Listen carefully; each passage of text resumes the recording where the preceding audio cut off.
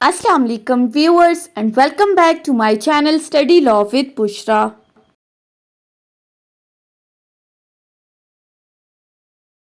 So we were discussing the subject of Land Acquisition Act 1894. We have discussed up till section 5A and in this video I am going to start from section 6.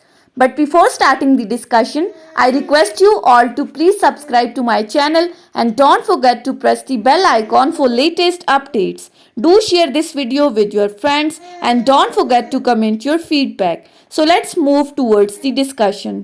Section 6 को start करने से पहले अब तक का recap क्या है। हमने सेक्शन 1 से लेकर सेक्शन 5A तक क्या चीजें डिस्कस की हैं कि गवर्नमेंट है, गवर्नमेंट को अपने किसी प्रोजेक्ट के लिए कोई लैंड चाहिए। इस पर्पस को एकम्प्लिश करने के लिए वो इस चीज का नोटिस भेजते हैं कलेक्टर को। कलेक्टर के ऊपर फर्दर ये रिस्पॉन्सिबिलिटी आ जाती है कि वो गवर्नमेंट के प्रोजेक्ट के अकॉर्डिंग सुटेबल लैंड तलाश करे।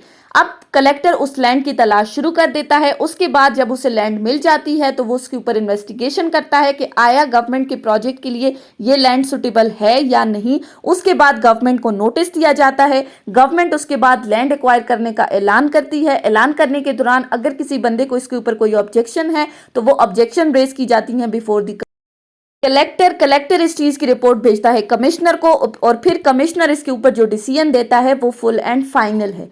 अब ऑब्जेक्शंस क्लियर हो गई, उसके बाद आता है डिक्लेरेशन ऑफ इंटेंडेड एक्विजिशन। जब एक लैंड हर तरह की ऑब्जेक्शन से साफ हो जाती है, जिसको हम अपने आम लफ्जों में कहें कि वो तमाम तरह की ऑब्जेक्शन से पाक हो गई, तो उसके बाद अब उस लैंड की एक्विजिशन का बाकायदा एक नोटिफिकेशन जारी किया जाएगा और ये स्टार्ट होता है सेक्शन 6 से। सेक्शन 6 क्या कहता है? Declaration that the land is required for public purpose. इस चीज का ऐलान कर देना कि फलां लैंड जो है वो गवर्नमेंट के पर्पस के लिए चाहिए, वो एक्वायर कर ली गई है।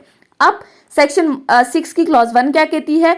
When the commissioner is satisfied after considering the report under subsection 2 of section 5A that particular land is needed for public purpose, a declaration shall be made to that effect under the signature of commissioner or some officer duly authorized to certify such order.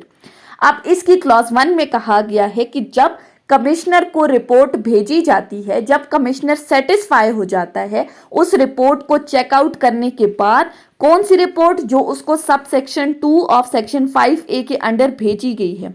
अब उस report को देखने के बाद अगर वो satisfy हो जाता है कि पर्टिकुलर लैंड जो है वो गवर्नमेंट के पब्लिक पर्पस के लिए चाहिए, तो वो उससे रिलेटेड एक डिक्लेरेशन का नोटिफिकेशन जारी करता है और उस नोटिफिकेशन के नीचे उस कमिश्नर का साइन भी लिया जाता है। अब उस डिक्लेरेशन में क्या चीज़ मेंशन की जाती है कि गवर्नमेंट ने ये लैंड एक्वायर कर ली है अपने प्रोजेक्ट को एकम्प्लिश करने के लिए। लेकिन इसी के साथ फर्दर एक प्रोवाइजो अटैच की गई है और वो प्रोवाइजो क्या कहती है?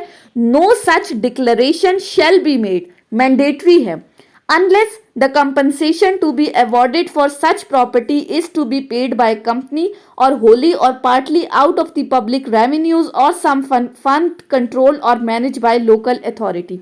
अब हमने बात की डिक्लेरेशन का नोटिफिकेशन जारी किया जाता है, लेकिन ये प्रोवाइजो कहती है कि इस डिक्लेरेशन का नोटिफिकेशन उस वक्त तक जारी नहीं किया जा सकता जब तक कि जिन ऑनर से आपने लैंड एक्वायर की है उन ऑनर्स को आप उस लैंड से रिलेटेड उनकी कंपनसेशन पे ना कर दें। अब ये कंपनसेशन का क्या मुराद है? हमने कहा था कि जब कभी भी गवर्नमेंट ने कोई लैंड एक्वायर करनी होती है तो जिस बंदे की वो लैंड एक्वायर कर रहे हैं उसके ऊपर मार्केट वैल्यू के अकॉर्डिंग उस जमीन का रेट डिटरमिन किया जाता है और रेट डिटरमिन करने के बाद फिर उसके ऑनर को इतनी पेमेंट की जाती है। सो ये प्रोवाइजो सिंपली कहती है कि जब तक आप उन ऑनर्स को पेमेंट ना कर दें तब तक डिक्लेरेशन का नोटिफिकेशन जारी नहीं होगा।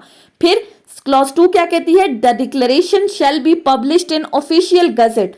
मैंडेटरी प्रोविजन है कि जो गवर्नमेंट नोटिफिकेशन जारी करेगी वो नोटिफिकेशन ऑफिशियल गजेट में पब्लिश किया जाएगा, जो गवर्नमेंट का ऑफिशियल गजेट है। And shall state the district or other territorial division in which the land is situated, the purpose for which it is needed, its approximate area, and where the plan shall have been made of the land and the place where such plan may be inspected. फिर further कहा गया है कि ये जो declaration का notification जारी किया जाएगा, इस नोटिफिकेशन के अंदर तमाम डिटेल्स मेंशन की जाएंगी। ये मैंडेटरी है। अब कौन सी डिटेल्स की बात की गई है? सबसे पहली बात कि उस लैंड को एक्वायर करने का पर्पस क्या है, गवर्नमेंट को ये लैंड क्यों चाहिए। सेकेंडली, किस डिस्ट्रिक्ट या टेरिटरी के अंदर ये लैंड सिचुएटेड है, कौन सा जिला या कौन सा इलाका है। थर्डली, द अप्रोक्सीमेट एरिया, उस लैंड का जो रकबा है वो कितना सा है। Where the plan shall have been made of the land, ये प्लान जो है ये लैंड से मुतालिक कहाँ बनाया गया, इसको किस तरह से एग्जीक्यूट किया जाएगा, ये तमाम चीजें उस नोटिफिकेशन के अंदर मेंशन की जाएंगी। फिर इसके साथ फर्दर क्लॉज 3 कहती है the said declaration shall be a conclusive evidence. अब ये क्या कह रहा है कि जो डिक्लेरेशन का नोटिफिकेशन जारी किया गया है, शेल का वर्ड यूज हुआ है, ये एक कंक्लूसिव एविडेंस है, ये इस चीज का हतमी सबूत है। अब किस चीज का हतमी सबूत है? फर्दर कहा गया है that the land is needed for the public purpose.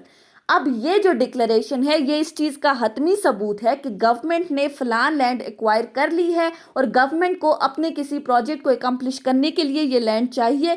कौन सा प्रोजेक्ट? जिसमें पब्लिक इंटरेस्ट इन्वॉल्व है, जिसमें पब्लिक एट लार्ज को फायदा हो रहा है। And after making such declaration the commissioner may acquire the land in manner hereinafter appearing. और जैसे ही डिक्लेरेशन का नोटिफिकेशन जारी हो गया उसके बाद कमिश्नर जो है वो लैंड को एक्वायर कर लेगा। सिंपली सेक्शन 6 में कहा गया है कि जब 5A की रिपोर्ट के बाद कमिश्नर सेटिस्फाई हो जाता है कि गवर्नमेंट को फलान लैंड अपने पब्लिक पर्पस के लिए चाहिए, वो इससे रिलेटेड डिक्लेरेशन का नोटिफिकेशन जारी कर देता है। लेकिन ये डिक्लेरेशन का नोटिफिकेशन उस वक्त तक जारी नहीं किया जाएगा जब तक आप लैंड ऑनर्स को उनकी कंपनसेशन पे ना कर दें। ये नोटिफिकेशन ऑफिशियल गजट में जारी किया जाएगा, उसके अंदर तमाम डिटेल्स लिखी जाएंगी, किस लिए ज़मीन चाहिए, कौन से इलाके में चाहिए, किस तरह से प्लान एग्जीक्यूट करना है। और ये डिक्लेरेशन जो है ये इस बात का हतमी सबूत है कि गवर्नमेंट ने लैंड एक्वायर कर ली है। उसके बाद आ जाते हैं सेक्शन 7 के ऊपर। सेक्शन 7 किससे मुतालिक है? After declaration collector to take the order for acquisition, कि जब ये डिक्लेरेशन का नोटिफिकेशन जारी हो गया उसके बाद कलेक्टर जो है वो एक्विजिशन का ऑर्डर लेगा। अब कैसे? Whenever any land shall have been so declared to be needed for public purpose or for a company, the commissioner or some other officer authorized by the commissioner in this behalf shall direct the collector to take the order for the acquisition of the land.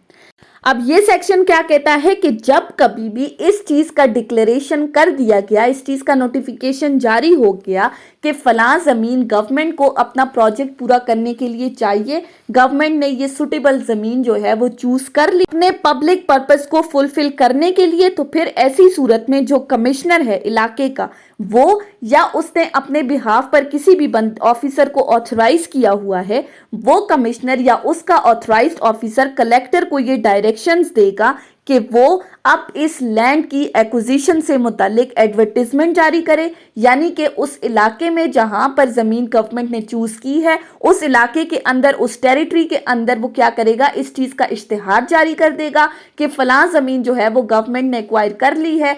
इसके अलावा इस ज़मीन के ऊपर मज़ीद कुछ ज़रूरी acts जो हैं वो करने हैं, तो कलेक्टर वो तमाम काम करेगा। और अब लोगों को इस इश्तिहार के ज़रिए ये बावर करा दिया जाता है कि अब इस ज़मीन पर कोई भी बंदा अपनी किसी भी तरह की कोई भी इंटरफेरेंस नहीं कर सकते, यानी कि जो ज़मीन है उसके ऊपर आउटर लाइंस लगा दी जाती हैं, उसकी हदबरारी कर दी जाती है और उसके बाद लोगों को ये कह दिया जाता है कि अब आप इस ज़मीन के ऊपर किसी भी तरह की कोई भी कार्रवाई नहीं कर सकते। उसके बाद आ जाते हैं सेक्शन 8 के ऊपर। सेक्शन 8 क्या बात करता है? Land to be mark out, measured and planned. अब इसमें 3 चीजें लिखी गई हैं, mark out, measured and planned. इससे क्या मुराद है? सेक्शन 8 कहता है the collector shall thereupon, shall का वर्ड यूज हुआ है, मैंडेटरी है, cause the land unless it has been already mark out under section 4 to be mark out, he shall also cause it to be मैयड if no plan has been made thereof, a plan to be made of the same। अब ये section कहता है कि अब हमने बात की कि जब गवर्नमेंट कोई लैंड एक्वायर करना चाहती है तो उसके लिए फिर कलेक्टर को नोटिस किया जाता है। कलेक्टर जो है वो सेक्शन 7 के अंदर लैंड एक्वायर कर लेता है, उसके बाद सेक्शन 8 के अंदर फिर इस लैंड की मेजरमेंट की जाएगी।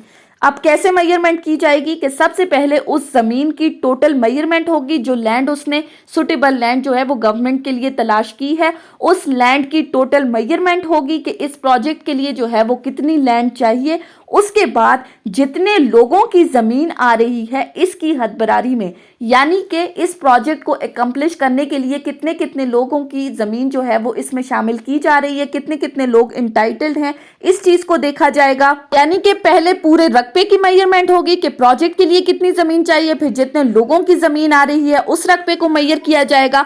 उसके बाद अगर फर्दर किसी डिमार्केशन की ज़रूरत है या फर्दर कोई हदबरारी करनी है इस ज़मीन की या कोई प्लानिंग वगैरह है तो फिर वो फर्दर प्लानिंग जो है वो इस ज़मीन से रिलेटेड की जाएगी। उसके बाद आ जाते हैं सेक्शन 9 के ऊपर।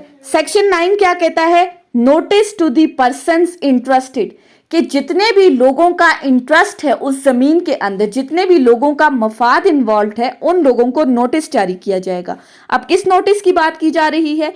इसकी क्लॉज 1 कहती है the collector shall then cause the public notice to be given at convenient places or near the land to be taken, stating that the government intends to take the possession of the land and that the claims to compensation for all the interest in such land may be made to him।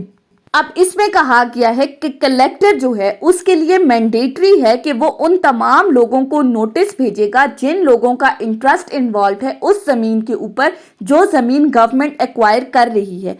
यानी कि इस section के according जो collector जो है वो notice जारी करेगा उस इलाके की नुमाया जगह पर, जो मौजूद जगह है, जो कॉन्स्पिशियस प्लेसेस हैं, उनके ऊपर इस नोटिस को चिस्पा करेगा। ऐसे करेगा या तो वो खुद या फिर अपने किसी सब ऑर्डिनेट्स या अपने मुलाजमों के थ्रू इस नोटिस को कॉन्स्पिशियस प्लेसेस के ऊपर एडवर्टाइज करेगा। अब इस नोटिस में क्या चीज मेंशन होगी? कमिश्नर का वो पैगाम कि फलां लैंड गवर्नमेंट को एक्वायर करनी है अपने किसी पब्लिक पर्पस को इस्टेब्लिश करने के लिए, कि गवर्नमेंट ने किसी लैंड का कब्जा लेना है। इस पैगाम को लोगों तक कौन पहुंचाएगा? इस पैगाम को लोगों तक पहुंचाएगा कलेक्टर। कलेक्टर किस तरह से पहुंचाएगा? एक नोटिस जारी करेगा। उस नोटिस के अंदर वो उस तमाम चीज का नक्शा तैयार करेगा कि कितनी लैंड, उसका रकबा कितना है, कितनी खसरा नंबर क्या है, किस तरह की लैंड जो है वो गवर्नमेंट एक्वायर कर रही है। उस लोकेलिटी के चारों अतराफ ये नोटिफिकेशन जारी कर दिया जाएगा उन तमाम लोगों के लिए जिनका इंटरेस्ट इन्वॉल्व है इस लैंड के अंदर। सिंपल वर्ड्स में इस नोटिस को चिस्पा कर दिया जाता है। उसके बाद सेकंड क्लॉज के ऊपर आ जाएं तो सेकंड क्लॉज कहती है such notice shall state the particulars of the land so needed and shall require all the person interested in the land to appear personally or by agent before the collector at a time and place therein mentioned, such time not being earlier than 15 days after the publication of the notice, and to state the nature of their respective interest in the land and the amount and particulars of their claim to the compensation for such interest and their objections to be made under section 8। अब इसमें कहा गया है कि अगर तो collector कोई individual notice जारी करता है, अगर इनफरादी तौर पर किसी को नोटिस जारी करना है तो ऐसी सूरत में उनको नोटिफिकेशन में ये कहा जाएगा कि आप फलां दिन फलां जगह पर कलेक्टर के सामने पेश हो जाएं और उस कलेक्टर के सामने पेश होकर आपका जो भी क्लेम है वो उसके सामने रख दे। अब ये जो कलेक्टर की तरफ से नोटिस जारी किया गया है इसके लिए जरूरी है कि कलेक्टर इस नोटिस के अंदर तमाम डिटेल्स मेंशन करेगा। किस तरह की डिटेल्स? कि उस जमीन से मुतालिक जितनी भी उसकी डिस्क्रिप्शन है वो तमाम उस नोटिफिकेशन के अंदर मेंशन करेगा। जहां पर इंडिविजुअली नोटिस की बात है तो उनको भी इसी तरह से उन तमाम ओनर्स को, स्टेक होल्डर्स को ये नोटिस भेजा जाएगा कि अगर आपका इस जमीन के अंदर किसी भी तरह का कोई भी इंटरेस्ट इन्वॉल्व है तो आप कलेक्टर के सामने फलां जगह पर फलां दिन पेश हो जाएं। और लेकिन ये जो टाइम रखा गया है ये डेट ऑफ डिक्लेरेशन के 15 डेज के अंदर अंदर, यानी कि 15 दिन का टाइम पीरियड दिया गया है कि इन 15 दिन के अंदर अंदर आपको अगर किसी भी तरह की अपनी लैंड से रिलेटेड कोई भी कंपनसेशन चाहिए तो वो तमाम क्लेम लेकर आप कलेक्टर के सामने पेश हो जाएं और डेट ऑफ डिक्लेरेशन के 15 दिन के अंदर अंदर अपनी तहरीरी स्टेटमेंट जो है वो कलेक्टर को दें। जो कंपनसेशन आप डिमांड करना चाहते हैं, जो आपका इंटरेस्ट है या जो भी किसी भी तरह की कोई भी ऑब्जेक्शन है, अब आया वो जमीन की मेजरमेंट से रिलेटेड है, उसकी कंपनसेशन से रिलेटेड है या जिस भी तरह का कोई भी क्लेम है, कोई भी ऑब्जेक्शन है आपको, वो तमाम क्लेम लेकर आप कलेक्टर के सामने पेश हो जाएं। अब वो पर्सन्स जो हैं वो पर्सनली यानी कि खुद जाकर कलेक्टर के सामने अपनी स्टेटमेंट जमा करवा सकते हैं या फिर अपने किसी प्लीडर के थ्रू, अपने किसी एजेंट के थ्रू भी वो अपनी स्टेटमेंट जमा करवा सकते हैं। उस रिटन स्टेटमेंट के अंदर अब क्या क्या चीज मेंशन होगी, वो बंदा ये कहेगा कि ये जमीन मेरी, मैं इस जमीन का इतना मालिक हूँ, इस जमीन के अंदर मेरा इतना इंटरेस्ट इन्वॉल्व है, कितने लोग जो हैं वो इस जमीन में ऑनर्स हैं, कितने लोग इंटाइटल्ड हैं और मेरा कितना क्लेम है। वो अपने तमाम डॉक्यूमेंट्स लेकर उस कलेक्टर के सामने पेश हो जाएगा और अपना क्लेम, जितना मुआवजा भी वो उस जमीन से मुतालिक तलब करना चाहता है, वो अपनी उस तहरीरी स्टेटमेंट में मेंशन कर देगा। सिंपली कलेक्टर की तरफ से आपको नोटिस भेजा जाएगा कि फलान डेट पर फलान जगह पर आप कलेक्टर के सामने पेश हो जाएं और उसके सामने अपना क्लेम रखते हैं। नोटिस जो कलेक्टर जारी करेगा उसके अंदर उस लैंड की तमाम डिटेल्स होंगी और ये जो आप क्लेम कलेक्टर के सामने रखेंगे वो डेट ऑफ डिक्लेरेशन के 15 डेज के अंदर अंदर होगा। उस 15 डेज के अंदर अंदर आप अपनी एक रिटन स्टेटमेंट देंगे और उस रिटन स्टेटमेंट के अंदर आपको जो भी क्लेम है, आपकी जो भी ऑब्जेक्शंस हैं, चाहे वो जमीन की मेजरमेंट से रिलेटेड है या कंपनसेशन से रिलेटेड है, वो कलेक्टर के सामने सबमिट हो जाएंगी। उसके बाद आ जाते हैं थर्ड क्लॉज के ऊपर। थर्ड क्लॉज क्या कहती है? The collector shall also serve the notice to the same effect on the occupier of such land and on all such person known to or believe to be interested or to be entitled or of the person interested or resides or have agents authorised to receive the service on their behalf within the revenue district in which the land is situated. अब इसके अलावा जो notification individuals को या honours को जारी किया गया है, ये नोटिफिकेशन पोजेसर्स ऑफ द लैंड को भी इशू किया जाएगा। जो जमीन के ऊपर कब्जा रखते हैं या जिनका पीरियोडिक रिकॉर्ड के अंदर कब्जा है या फिर जो टेनेंट है, मीन्स टू से कि जो ओरिजिनल ऑनर्स नहीं है लेकिन जिनका जमीन के ऊपर किसी भी तरह का कोई भी कब्जा है, उनको भी नोटिस इशू किया जाएगा कलेक्टर की तरफ से कि आप फलान डेट पर फलान जगह पर कलेक्टर के सामने पेश हो जाएं, जो भी आपके इलाके का कलेक्टर है, और उसके सामने आकर आपका जमीन के अंदर जो भी इंटरेस्ट है, जो भी आपका क्लेम है, वो तमाम क्लेम उस कलेक्टर के सामने रख दें। या फिर अगर आप उस जमीन के ऊपर रह रहे हैं या आपका कोई प्लॉट वगैरह या आप काश्तकारी वगैरह कर रहे हैं, कोई ट्यूबवेल वगैरह है, जितना भी आपका क्लेम है, आप अपने तमाम डॉक्यूमेंट्स लेके अपना वो क्लेम, अपनी जो भी तहरीरी स्टेटमेंट है, वो तमाम लाकर कलेक्टर के सामने जमा कर दें। अगर आप तहरीरी स्टेटमेंट नहीं दे सकते तो फिर कलेक्टर के सामने आप पर्सनली अपनी स्टेटमेंट रिकॉर्ड करवा सकते हैं। उसके बाद आ जाती है क्लॉज 4। क्लॉज 4 क्या कहती है? In case any person so interested resides elsewhere or has no agent, the notice shall be sent to him by a post in a letter address to him at his last known residence address or place of business.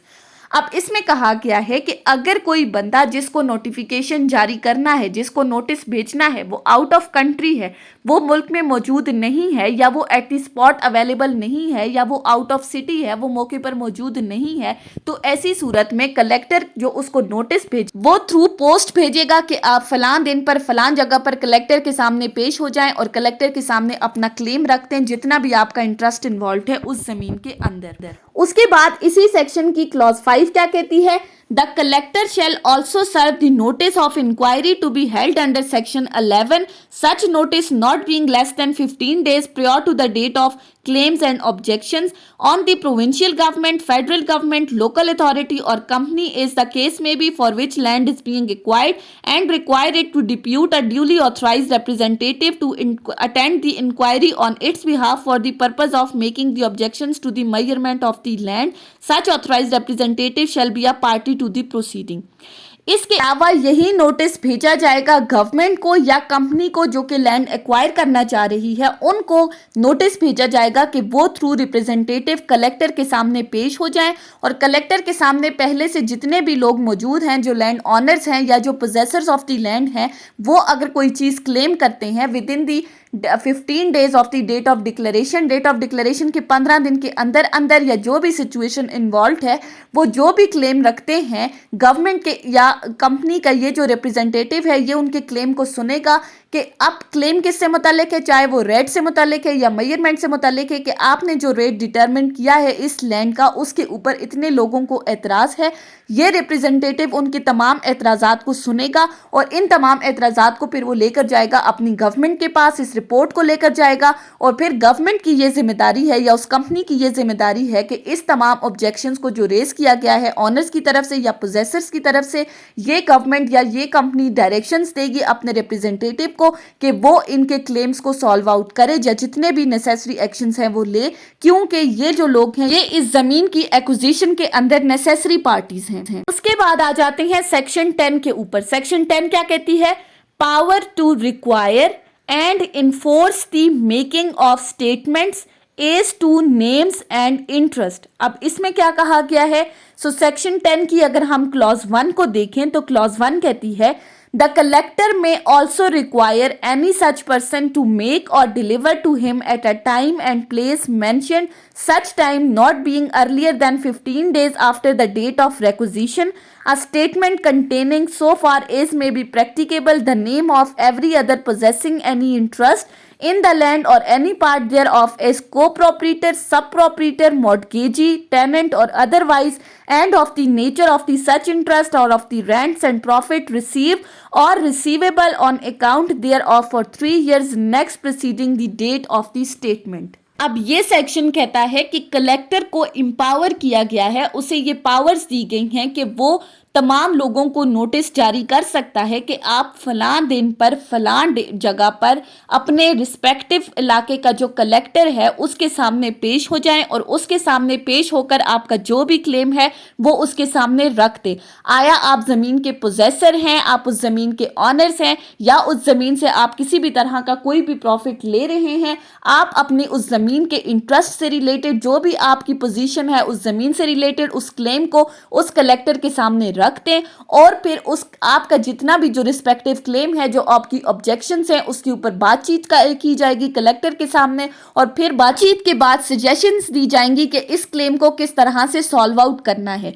फिर further इसी की clause 2 कहती है every person required to make or deliver a statement under this section or section 9 shall be deemed to be legally bound to do so within the meaning of section 175 and 176 of Pakistan penal code. और जितने भी लोगों को इस section के अंदर notice किया गया है कि वो कलेक्टर के सामने पेश हों, वो पाकिस्तान पीनल कोड के सेक्शन 175 और 176 के अंदर लीगली बाउंड है कि वो के सामने जो भी अपना क्लेम लेकर आएंगे, जो भी बात उनसे पूछी जाएगी, वो बिल्कुल उसका सही सही जवाब देंगे। ये थी हमारी आज की डिस्कशन सेक्शन 6 से लेकर section 10 of the land acquisition act के ऊपर। आई होप कि आपको ये लेक्चर समझ में आया होगा। अगर आपने इस वीडियो को अटेंटिवली सुना है तो अगर आपको ये वीडियो अच्छी लगी है तो इस वीडियो को लाइक करें, कमेंट करें और चैनल को जरूर सब्सक्राइब करें। Thank you so much for watching this video. Till then, अल्लाह हाफिज।